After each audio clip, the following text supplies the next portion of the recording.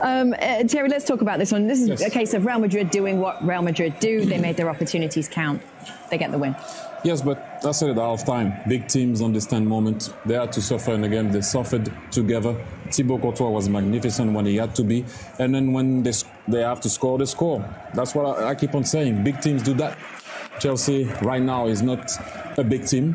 At the moment, they can go back to be one, but it's going to be a long end of the season. And Real Madrid once again in the semi-finals of the Champions League.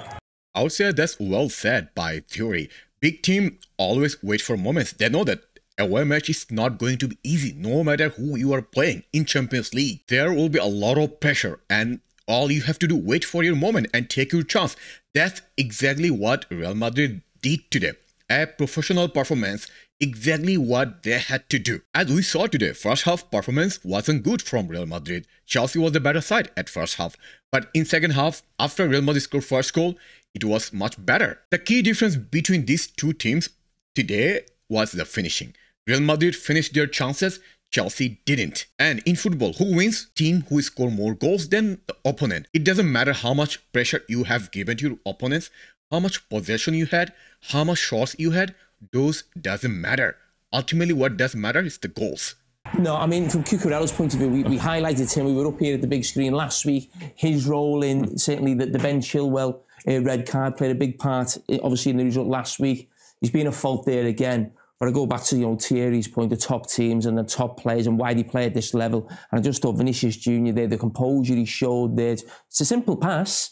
But how often do you see a player there thinking, I can get the glory, I'll get the shot off, I'll get the goal. And that's why he's one of the top players in world football right now. So here they're talking about the first goal by Real Madrid. Indeed, the composure by Vinicius Jr. in that moment was amazing. And even better composure from Rodrigo. Like, he had 4 or 5 players. He's like, I don't care, I'll score no matter how many players you have in the box. What I love with this type of team is the team has to score. I don't have to score. We have to score. And sometimes people, and especially strikers, get carried away with the I have to score, but they understand the we have to score. Well, that's the beauty of this Real Madrid. The success Real Madrid is getting last couple of years is because they are not so individualistic. They're a team. They don't go for individual glory. They look for who has the best chance to score. And indeed, the second goal against Fede Valverde, totally unselfish. He could take the shot easily, right? Real Madrid is 3-0 up total net, and he could take the shot, but he didn't. He saw Rodrigo was free, and Rodrigo took his chance. This unselfishness is so vital for the success of a big team in Champions League. All right, so Real Madrid, I guess this is in some ways, certainly after the first leg and after getting the 2-0 advantage, this is kind of what we expected to see from Real Madrid. In terms of Chelsea and where their season goes from here, last week, I think it was, you said this fixture is everything for Chelsea now at this point in the season. What happens now? It's season over, season's finished, and it's all about what manager they bring in. So I'm not going to comment on Chelsea because that's not our team. We're Real Madrid. That was our main focus. But one thing I would say, tactically, the lineup didn't make sense to me because when you need to score goals, simply you need more attackers, not midfielders. When you have more midfielders, yeah, you will have more high pressing, but you would not score goals. So that doesn't make sense to me. TM, what were your thoughts on the game that you got to see tonight? It was a game for big players, and Real Madrid have got lots of them. Vinicius was a little bit anonymous. Benzema didn't even finish the game. He had a bit of a knock in his left foot. So it was a day for Rodrigo, somebody who started the season being told by Ancelotti, you will have your chances. But when they play against Celtic, if you remember, Benzema gets injured and it's Hazard who comes on. And now he scored 15 goals. This is Rodrigo, 15 goals in 31 games in the Champions League. So a man for the big occasions. And next, Manchester City. Maybe. They haven't qualified yet. No. So, or Bayern Munich. But anyway, each one of the two will face a Real Madrid that's right now the best moment of the season. And in my eyes, a better team than they were last season.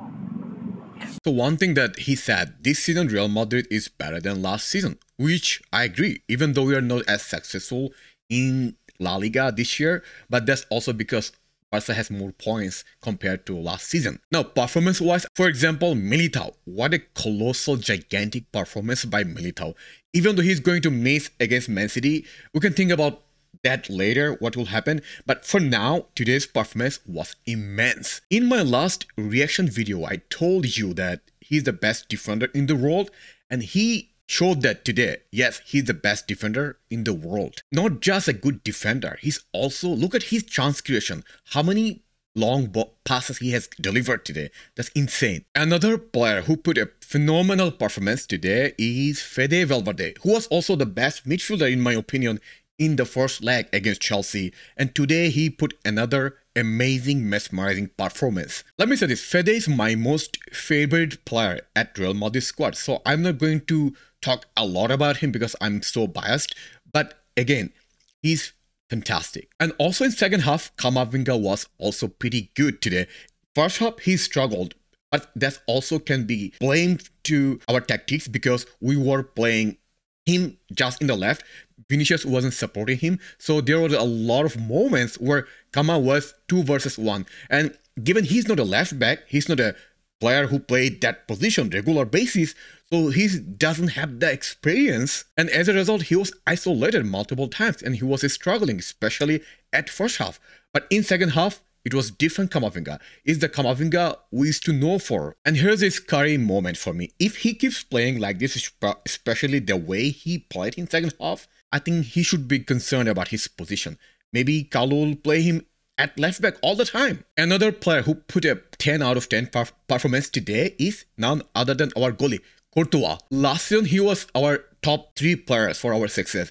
This season, he's again going to be one of the most important players for our success in Champions League. Being said that, there are also a couple of players I didn't appreciate or like their performance today. First of all, Benzema. I think he was off today. He had a lot of missed passes and he wasn't doing the link up he used to do. He wasn't performing well. That's what I would say. Second, Vinicius Jr. also had an off day today. Yes, he got the assist for Rodrigo goals, but he wasn't playing his best because you have seen he could score 3 or 4 goals just by himself, but his decision making and his first touch wasn't good enough. Now let's talk about a little bit about tactics and especially formation today.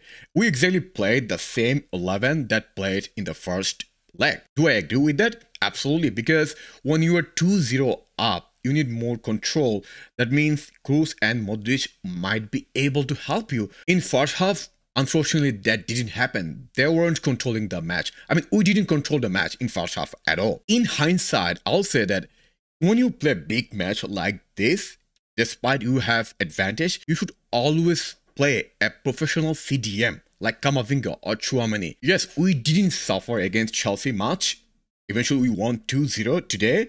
But against City, we cannot play these 3 midfielder. Like, we cannot play a midfield without a CDM. We have to play a CDM. Additionally, given Militao is out for the first leg against whoever we're going to play, it could be City or Bayern, we have to play as CDM. So anyways, pretty exciting that we're in the semi-final again, and we're still waiting for Man City or Bayern. Hopefully it's Bayern. Let's see who wins. Let me know what's your observation from today's performance.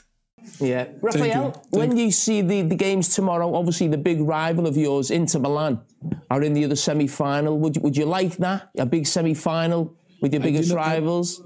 I didn't understand. Can you repeat, please? Sorry. They have the same problem in the studio. Sorry. It's difficult. You play Inter Milan are playing tomorrow, Internazionale. Would you like to face them in the semi-final? You like to? I didn't. I mean, no one understands me, Jamie. Is Inter the team you want in the semi-finals? Ah, okay. No, yes. No, I can hear well. By the way, this show goes out to America. You now understand how all of America feels when Jamie Carragher talks. They have similar problems understanding his accent. So thank you for your patience. We appreciate you. Good luck in the semi-finals. Bravissimo Rafa, complimenti. It was a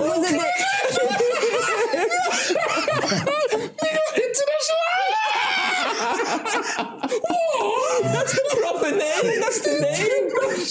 Internazionale. If you don't understand Inter, how is he going to understand International? It was weird to try. Oh my I've never seen you cry like this. His broken English accent as well. Did you play? Internationale! He does not look normal. Oh man, Oh, we enjoyed that.